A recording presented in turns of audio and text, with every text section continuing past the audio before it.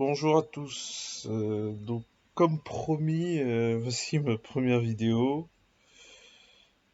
Euh, je vais dans cette vidéo vous présenter plusieurs actions que je trouve prometteuses.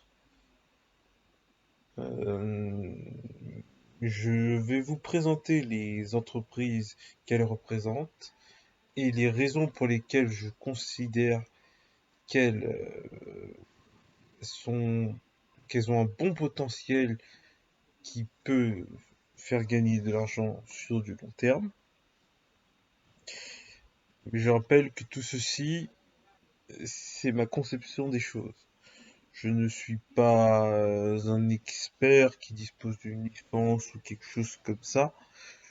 Je suis un particulier qui investit en bourse comme tout le monde et qui fait partager sa conception des choses.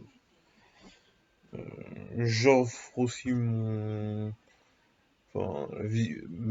vision des choses pour ceux qui veulent à la fois se lancer, mais qui espèrent avoir un regard avant. Parce que c'est quand même un risque, la finance. Donc voilà, je commence. Donc la première euh, action dont je vais vous parler, bon, c'est une action qui est assez connue, une entreprise qui est assez connue et dont vous avez sûrement entendu parler récemment, c'est Airbus. Airbus, c'est qui? C'est quoi? C'est un constructeur aérien, majoritairement un constructeur aérien, qui vend la plupart de ses avions aux entreprises civiles, aux compagnies aériennes civiles. Mais ça ne fait pas que ça. Airbus est également impliqué dans le spatial et dans la défense. Il fait même des hélicoptères, par exemple. Mais là, on va plutôt rester sur son côté financier. C'était juste pour que vous ayez une image de ce qu'elle fait. Airbus, avant le Covid ou le Corona, bon, je l'appelle un peu de manière, son cours était à 120 euros en moyenne. Donc, une action Airbus valait 120 euros. Aujourd'hui, son cours le plus bas qu'elle a atteint entre la période avant et aujourd'hui, c'était 50 euros. Donc, une action Airbus valait 50 euros. Donc, elle a perdu 70 euros. C'est énorme, 70 euros. C'est aussi le bénéfice que pourriez vous faire sur une action. Mais bon, j'ai regardé vendredi, c'est-à-dire vendredi 13 juin 2020, et son action, enfin le cours de son action était à 65 euros. Donc ça fait un potentiel de bénéfice entre 0 et 55 euros. Parce que Airbus va augmenter. Pourquoi je vous dis ça? Parce que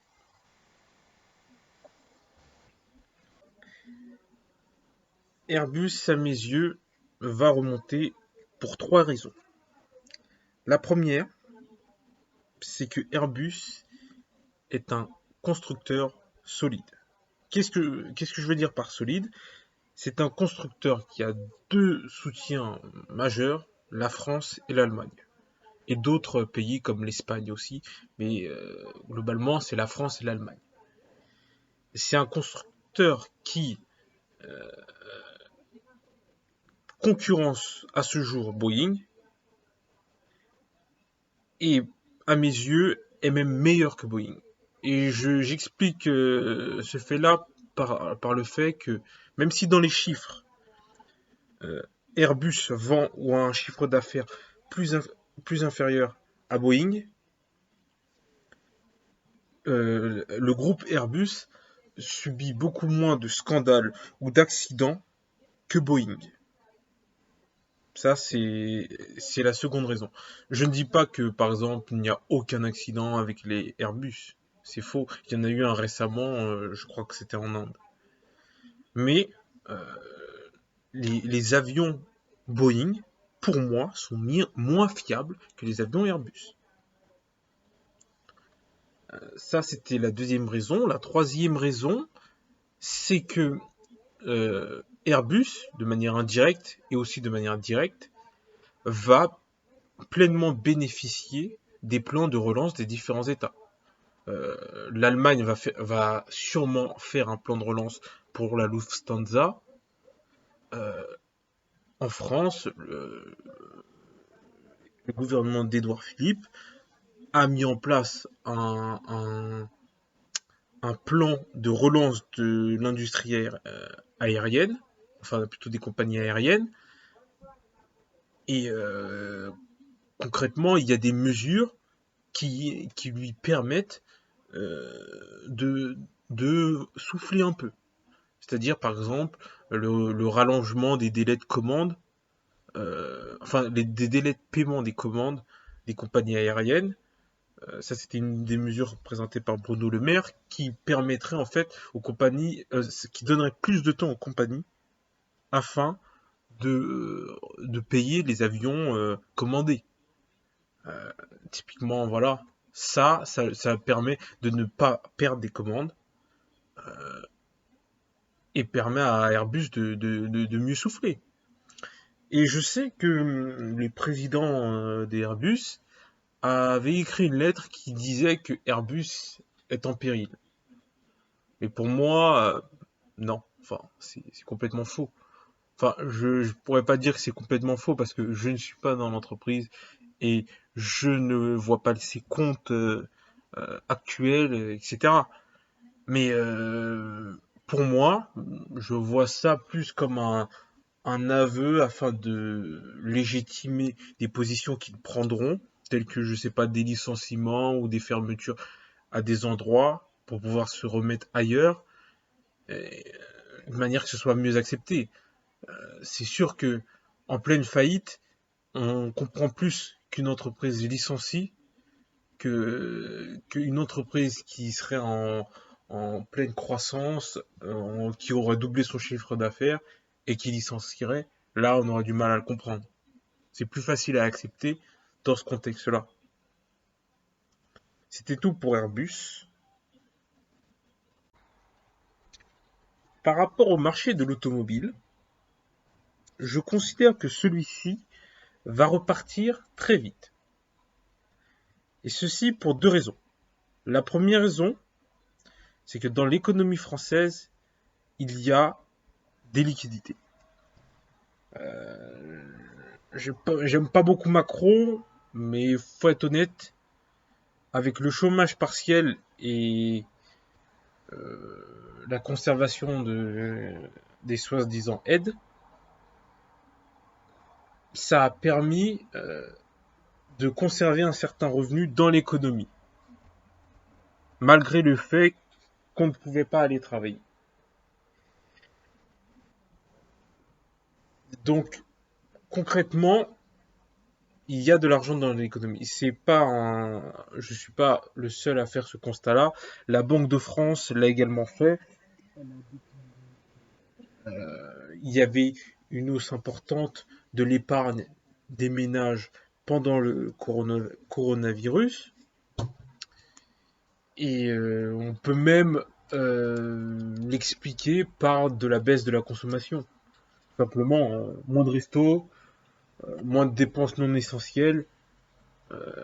Voilà. Ça, c'était la première raison.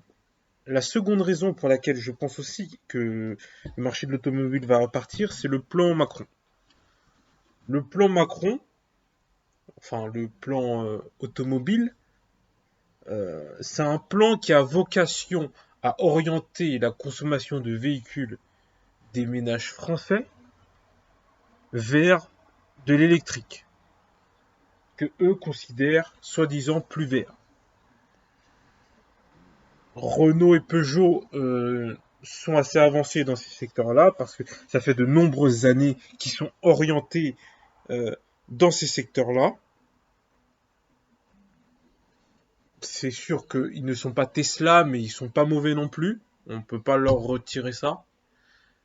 Euh, et ce plan, donc, euh, qui se veut, qui se veut cherchant à euh, renforcer ou accélérer ou permettre la transition économique, enfin la transition écologique plutôt, pourrait clairement accélérer euh, la production et la vente de véhicules après le véritable déconfinement. Vraiment la fin du déconfinement. Et ceci peut être aussi nuancé, parce que le marché, avec l'arrivée de l'électrique en son centre, le marché de l'automobile pourrait être modifié. Je prends un exemple très simple, Tesla. Tesla, qui, qui est assez avancé sur les marchés, sur les moteurs électriques, les voitures électriques, je pense que c'est eux qui ont les meilleures voitures électriques à ce jour. Et ils pourraient très bien proposer une voiture beaucoup moins chère que celle qu'ils ont actuellement. Et par rapport à ça, concurrencer de manière très directe les entreprises françaises ou même allemandes. Et il y a également la Chine qui pourrait tenter d'exporter les voitures qu'elle produisent. Enfin non, la Chine a développé un certain nombre de voitures électriques à ce jour et pourrait très bien essayer de s'insérer sur le marché européen en voyant ça. Parce que concrètement, c'est un nouveau marché. Et les entreprises européennes sont pas garanties de l'avoir. C'est le consommateur qui est roi. Il a toujours été et qui le restera. Donc ceci, en fait, c'était pour vous expliquer comment je voyais à peu près l'automobile. Mais là, je vais vous expliquer un peu l'évolution des actions que je voyais. Euh, pour Renault, à ce jour, je crois que son cours, il est à autour de 21, entre 21 et 22. Son cours, pour moi, va augmenter. Il va augmenter pour, pour deux raisons. La première raison, c'est que le cours de Renault a subi deux baisses. La première baisse, c'était avec l'affaire de Monsieur Carlos Ghosn. Et la seconde baisse, c'est lié au coronavirus. Je considère que l'État a aidé Renault suffisamment euh, pour la remettre d'aplomb. Voilà. Elle le fait souvent déjà, mais elle l'a fait là. Donc, le cours de Renault va augmenter. Je vous dis pas dès demain, hein, mais il va augmenter, ça c'est sûr. Mais il y a deux orientations qui sont possibles. C'est un, elle remonte à un cours plus faible. Elle retournera pas à ses 60, ses 60 lorsque Carlos Ghosn était là, ou retournera à 60 ou au-dessus. Je pense que un, ça dépendra de comment, à quelle vitesse le marché de l'automobile repart, premièrement. Et deuxièmement, je pense pas que ça repartira autant qu'avant. C'est-à-dire que euh, Renault retournera pas à 60, peut-être à 45 ou 50. Pourquoi je retire les 10 dont elle disposait et qui pour moi elle pourrait très bien les retrouver, hein. Monsieur Carlos Ghosn, quand il est tombé. Quand il a perdu quand il a perdu son poste, c'était pas lui Renault. Renault, c'est un grand nombre de salariés, de directeurs, de DG et de tout tralala. Il y a beaucoup, c'est une grande entreprise. Il y a beaucoup il y a beaucoup de composantes. Euh, Renault ne reposait pas sur Carlos Ghosn, mais il avait un capital sympathie des actionnaires. Ça, on peut pas le nier. Euh, il, a, il avait un certain, je sais pas, il avait une image par rapport aux actionnaires et au marché qui favorisait, qui aidait bien Renault. Donc en ce sens, je pense pas que ça retournera à son niveau d'origine. Mais ça va remonter. C'est le constat que je fais. Il y a une troisième raison aussi, c'est que Renault, Peugeot euh, pourrait, peut-être, c'est vraiment hypothétique cette hypothèse-là, c'est que Renault et Peugeot pourraient bénéficier d'un esprit, on va dire, d'achat patriotique. Dans le sens où Renault et Peugeot ont fait par exemple des annonces de non-fermeture de certaines usines en France, mais ailleurs, peut-être que, je sais pas, les ménages français pourraient considérer qu'il serait préférable pour eux, même si par exemple ils préfèrent les marques Volkswagen ou autres, il serait préférable d'acheter français. C'est quelque chose de clairement hypothétique, hein. Mais ce sera un esprit d'achat patriotique. Et de se dire, quoi, oui, j'achète français, et si la voiture ne me plaît vraiment pas, bah, je la revendrai d'ici 2 ans. Et voilà, j'ai contribué à la relance. J'ai voulu aider le pays. Mais bon, cette hypothèse-là, elle est très très très faible. Très très très très faible. C'est vraiment quelque chose d'hypothétique. La troisième action que je vais vous présenter, c'est DBT. DBT, qu'est-ce que c'est? DBT, c'est un groupe européen, on va dire, qui produit les bandes de recharge des moteurs électriques. Donc vous voyez déjà le lien que si le marché de l'automobile électrique se relance, comme le préconise ou comme souhaite l'orienter le gouvernement, alors DBT va voir des contrats lui être attribués et bénéficier de tout ça. Par exemple, je prends exemple sur ce qu'un commentateur de BFM TV avait dit. Bon, je recommande absolument pas BFM TV en termes de business parce qu'ils disent pas mal de n'importe quoi. Mais bon, euh, la remarque qu'il avait dit était, on pouvait en tenir compte. Il disait que en France, il n'y avait pas assez de bornes de recharge électrique afin que n'importe qui soit en train de rouler et veulent faire par exemple à Paris-Marseille et trouve une borne de recharge électrique sur le chemin. Typiquement, non. Il n'y a pas assez de bornes en fait.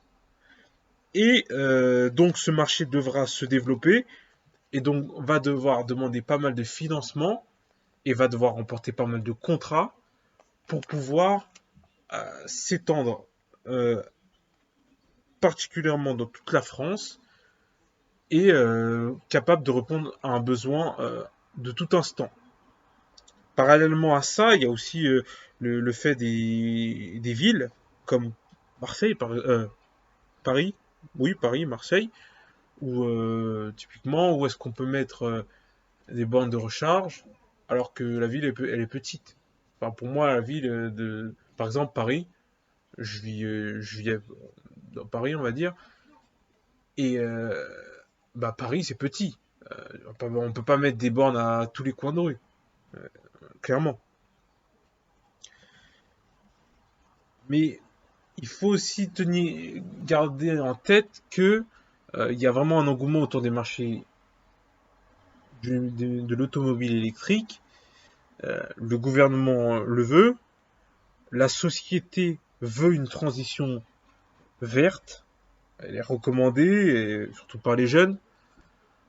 Il y a quelque chose. Et l'électrique fait des progrès. J'ai lu un autre article il y a pas longtemps sur Romain Dumas qui, par exemple, avait battu un record euh, d'une voiture thermique avec une voiture électrique. Un record de vitesse, je crois, normalement. C'était à Pike Peak, ou Peak Pike, l'un des deux. Mais cependant, même si DBT est très alléchant, faut pas se leurrer dessus, c'est très alléchant, ce serait une action de long terme, mais vraiment de long terme. Il faudrait la garder au moins 1 ou 2 ans. Voilà. Enfin, je pense. Mais il y a aussi un certain nombre d'obstacles que cette hausse pourrait euh, retrouver. Le premier, par exemple, c'est que les lobbies, on n'entend pas beaucoup parler d'eux, mais les lobbies des voitures thermiques, des voitures essence et tout le tralala, pourraient très bien essayer d'enrayer tout ça. Il y a bien des gens qui nuancent encore les effets, enfin le réchauffement climatique. Voilà. Malgré tous les travaux des chercheurs, voilà. Et il y a également un problème des voitures électriques, c'est que les batteries en lithium, lithium-ion, si je me souviens bien, euh, ben, elles sont actuellement, on a énormément de mal à les recycler. Et en ce sens, ça laisse présager de possibles problèmes autour de ces voitures. Est-ce qu'on se dirige vraiment vers quelque chose qui est beaucoup plus vert? Parce que si on ne sait pas recycler une batterie, alors que l'estimation de sa durée de vie c'est 10 ans, ça va être dur quand même. On se jette vers un autre problème en fait. Et la troisième idée qui pourrait aussi enrayer ça, c'est que les voitures électriques pourraient être aussi vues comme une entourloupe. Comme par exemple, les gens, enfin, par exemple, les gens pourraient considérer que les voitures électriques d'aujourd'hui sont le diesel d'avant. C'est-à-dire que il y a plusieurs années, on disait que on disait que les voitures diesel étaient plus vertes que le thermique et que c'était meilleur pour l'environnement et tout ça. Mais maintenant, on remarque très bien que ça pollue autant, voire plus, que les voitures thermiques, que le diesel produit autant que les voitures essence thermiques. Et est-ce qu'une voiture électrique, ça pollue vraiment pas? Enfin, il est temps de se poser ces questions-là, en fait, pour savoir si c'est un investissement qui est viable.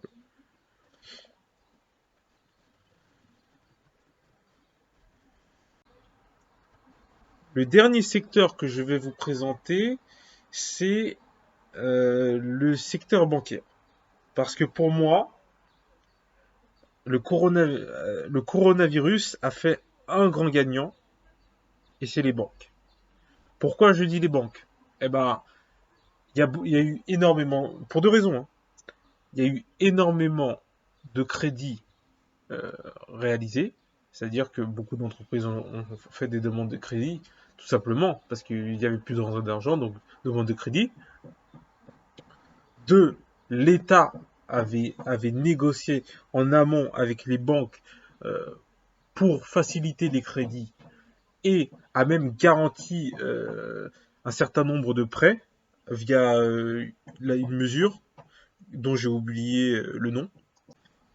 Et le second constat, c'est que ben, l'épargne des ménages a augmenté.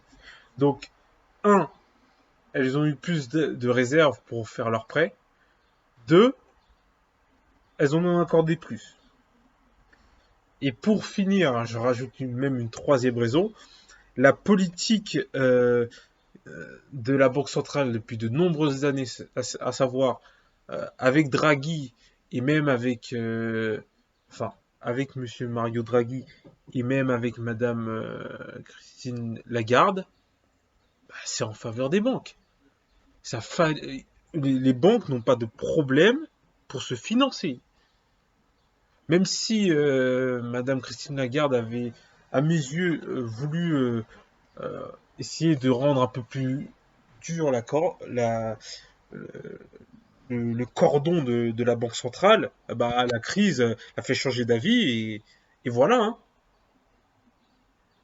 Donc, les banques, pour moi, bah, c'est les grandes gagnantes. Et à cela, je vous recommande deux actions, pour les banques françaises en tout cas, ou plutôt les banques qui sont en France. Il y a la Société Générale, dont l'action est autour de 15, entre 14 et 15, et l'action BNP Paribas. Ces deux actions ont énormément diminué. Or,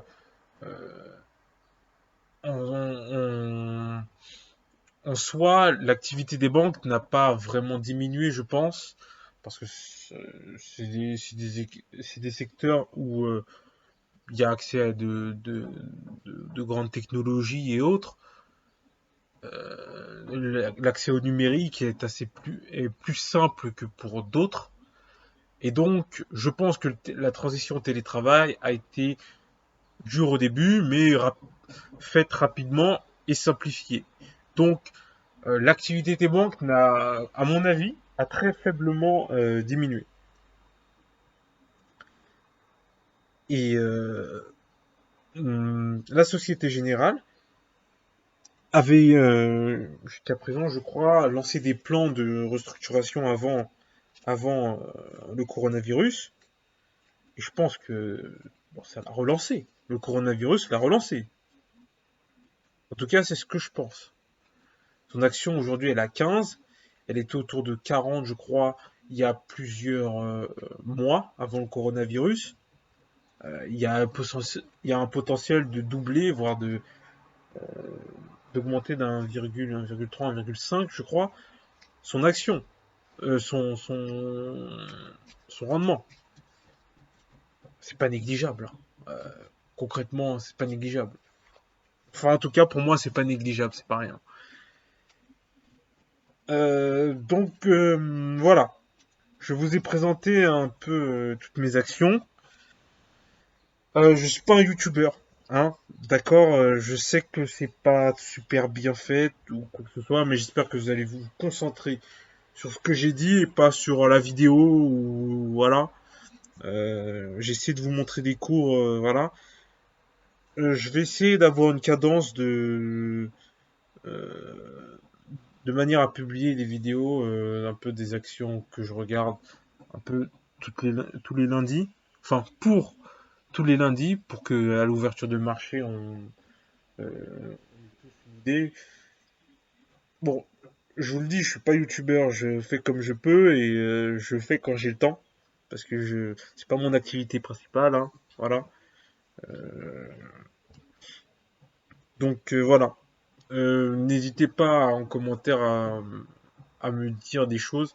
J'ai pas la science infuse, vous pouvez énormément m'apprendre et je peux aussi vous apprendre. Voilà. C'est un échange, hein. C'est pas un. J'ai pas la bonne pensée. Je me prends pas pour Macron, moi. Voilà.